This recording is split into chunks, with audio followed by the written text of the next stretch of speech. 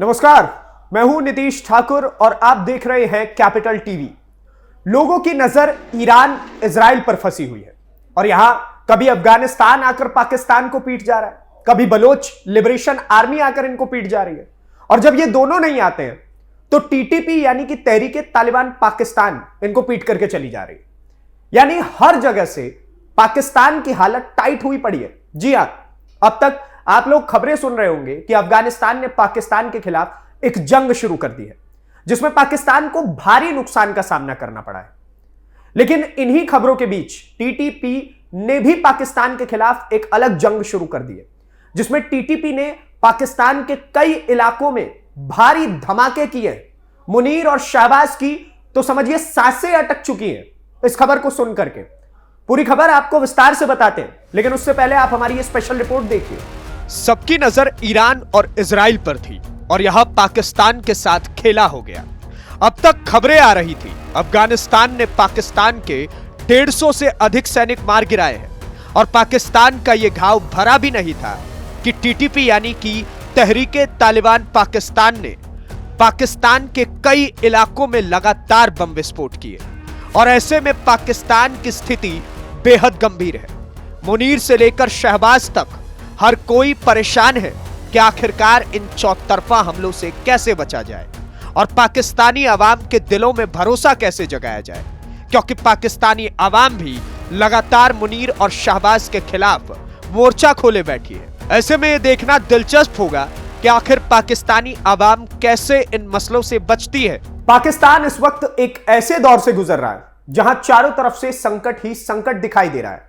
एक तरफ सीमा पर अफगानिस्तान से तनाव बढ़ता जा रहा है, दूसरी तरफ बलोचिस्तान के लोग खुलकर पाकिस्तान के खिलाफ खड़े हो चुके हैं और अब तहरीके तालिबान पाकिस्तान यानी कि टीटीपी ने ऐसा हमला शुरू कर दिया है जिसने पाकिस्तान की सेना की मुश्किलें और बढ़ा दी है। सबसे बड़ी बात यह है कि पाकिस्तान के अंदर सुरक्षा हालात लगातार बिगड़ते जा रहे हैं, लेकिन पाकिस्तान के हुक्मरान अपनी ही दुनिया में व्यस्त दिखाई देते हैं। आग लगे बस्ती में हम तो रहते मस्ती में। कभी चीन के सामने झुकते हैं, कभी अमेरिका के आगे पीछे घूमते हैं और कभी किसी दूसरे देश की राजनीति में दिलचस्पी दिखाते हुए नजर आते हैं।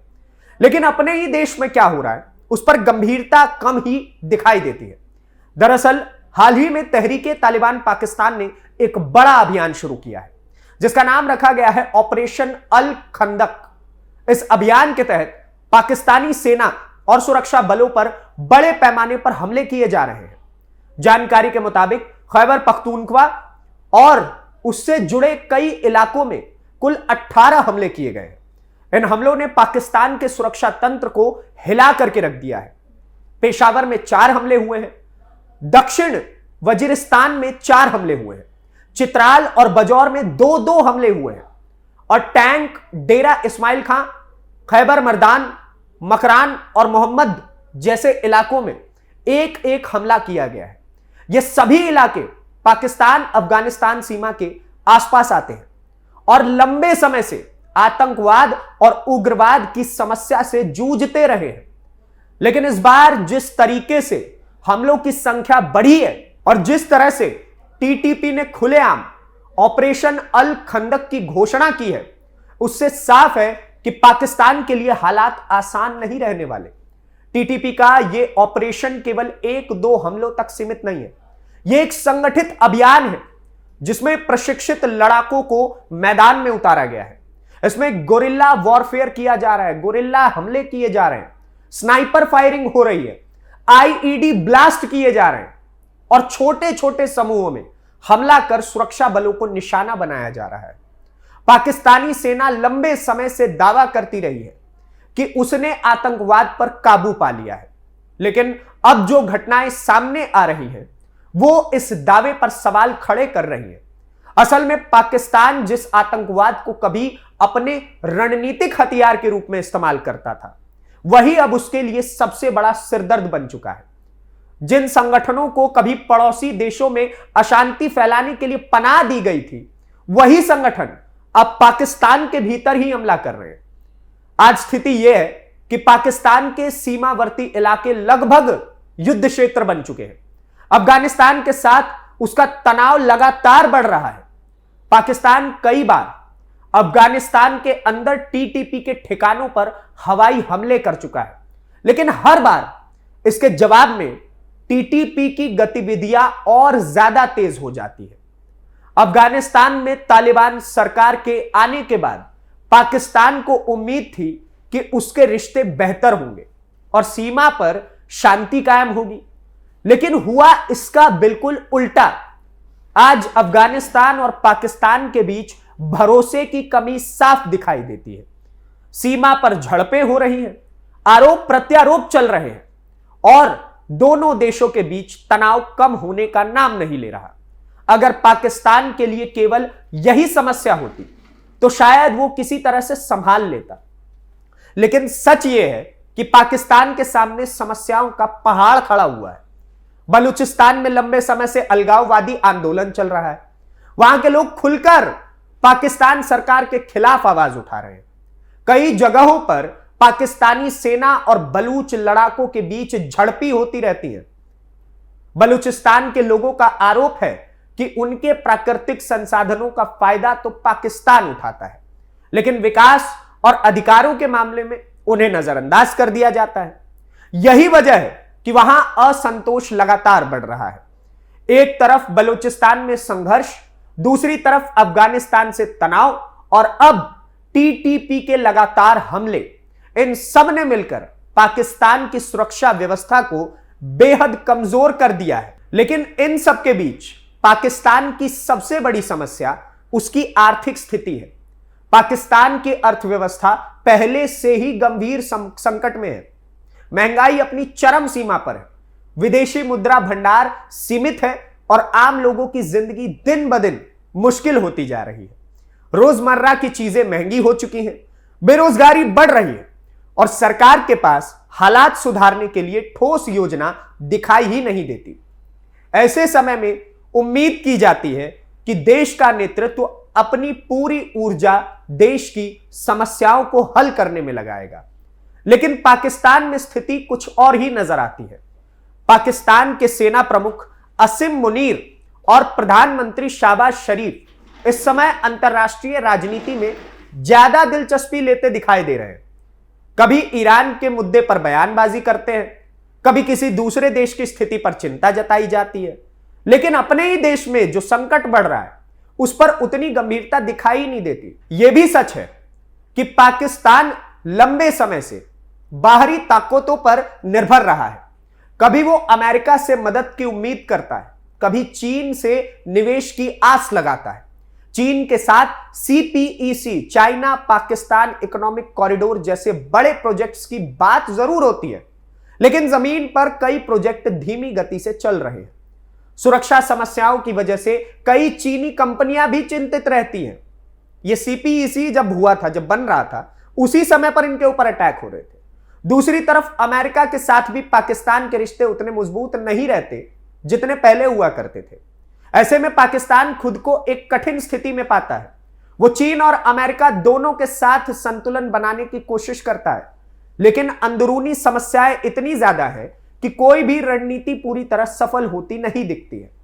टीटीपी के हालिया हमलों ने पाकिस्तान को एक बार फिर यह याद दिला दिया है कि आतंकवाद के साथ खेलना कितना गहरा और कितना खतरनाक हो सकता है।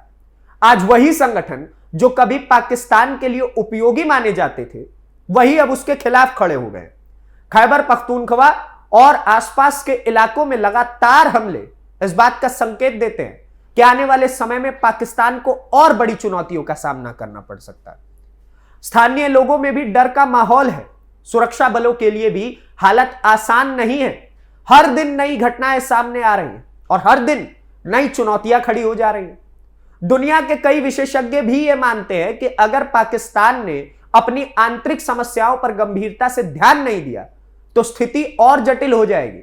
आर्थिक संकट, राजनीतिक अस्थिरता, आतंकवाद और सीमावर्ती तनाव, इन सबका एक साथ सामना करना किसी भी देश के लिए आसान नहीं होता है। लेकिन पाकिस्तान के मामले में समस्या यह है कि इन मुद्दों पर अक्सर एकजुट रणनीति दिखाई ही नहीं देती। राजनीतिक खींचतान, सत्ता संघर्ष और बाहरी दबावों के बीच असली मुद्दे पीछे छूट जाते हैं। आज जरूरत है इस बात की कि पाकिस्तान अपनी प्राथमिकताओं को तय करे, पता करे कि देश के अंदर क्या चल रहा है, देश के अंदर शांति और स्थिरता लाने के लिए ठोस कदम उठाए। लेकिन वो मुनीर और शाहबाज के बस की बात नहीं। आर्थिक सुधारों पर ध्यान दे और पड़ोसी देशों के साथ रिश्तों को बेहतर बनाने की कोशिश करे। लेकिन फिलहाल जो तस्वीर दिखाई दे रही है वो यही बताती है कि पाकिस्तान एक ऐसे चौराहे पर खड़ा है जहां से आगे का रास्ता आसान नहीं है। एक तरफ आतंकवाद का खतरा है, दूसरी तरफ आर्थिक संकट है, और तीसरी तरफ राजनीतिक अस्थिरता है, और चौथी तरफ सीमावर्ती तनाव है। इन सबके बीच अगर नेतृत्व स्पष्ट दिशा नहीं देता तो हालात और मुश्किल हो सकते हैं। तहरीके तालिबान पाकिस्तान के ऑपरेशन अल खंदक ने एक बार फिर यह दिखा दिया है कि पाकिस्तान के लिए सबसे बड़ा खतरा अब बाहर से नहीं बल्कि अंदर से भी पैदा हो रहा है। और यही वो सच्चाई है जिससे पाकिस्तान को जितनी जल्दी हो सके सामना करना होगा। बाकी आप क्या सोचते हैं? आसिम मुनीर और शाहबाज, ये जो पाकिस्तान के दो बागड़ बिल्ले हैं, ये कभी पाकिस्तान की आंतरिक स्थिति को संभाल भी पाएंगे या फिर नहीं? या फिर ये केवल और केवल कभी कश्मीर पर टिप्पणी करना, कभी ईरान में हुए हमले की निंदा करना, इन्हीं सब में व्यस्त रह जाएंगे? मतलब आपने वो कहावत सुनी होगी कि अपने घर में खाने के लिए ठीक से है नहीं और दूसरे देशों को जाकर के बोल रहे हैं कि आपके पास कुछ है या आपके पास कुछ है। अपनी पाकिस्तान की स्थिति गर्त में हुई पड़ी है, लेकिन दूसरे देशों में जाकर के उनकी प्रॉब्लम्स के ऊपर आइडेंटिफिकेशन और हाईलाइट करने का काम करते रहते हैं। ऐसे में मुनीर और शाहबाज दोनों के लिए ही स्थिति बेहद गंभीर हो गई है, और पाकिस्तान जितनी जल्दी इस बात को समझ ले उसके लिए उतना ही जरूरी है। वरना पाकिस्तान के खिलाफ इस वक्त जो ये 4 मोर्चे का युद्ध चल रहा है, कभी टीटीपी, कभी बलूचिस्तान, कभी अफगानिस्तान, ये जो 4 मोर्चों से पाकिस्तान घिरा हुआ है, उसकी स्थिति बेहद बर्बाद हो जाएगी। और जो पाकिस्तान की आवाम है वो जल्द ही मुनीर और शाहबाज को सत्ता के शिखर से उतार करके फेंकने वाले हैं। और वो जो अभी तक पाकिस्तान का जो रिकॉर्ड बना हुआ है ना कि एक भी उनका प्रधानमंत्री 5 वर्ष अपने खत्म ही नहीं कर पाया, वो स्थिति पाकिस्तान में दोबारा से पैदा हो जाएगी। बाकी आप क्या सोचते हैं इस पूरी खबर को लेकर हमें विस्तार से जरूर बताएं कमेंट बॉक्स में। और इसी प्रकार की वीडियोस को देखने के लिए, विश्लेषक रूप से देश दुनिया की हर खबर को समझने के लिए कैपिटल टीवी को सब्सक्राइब करिए। धन्यवाद, नमस्कार, जय हिंद, जय भारत।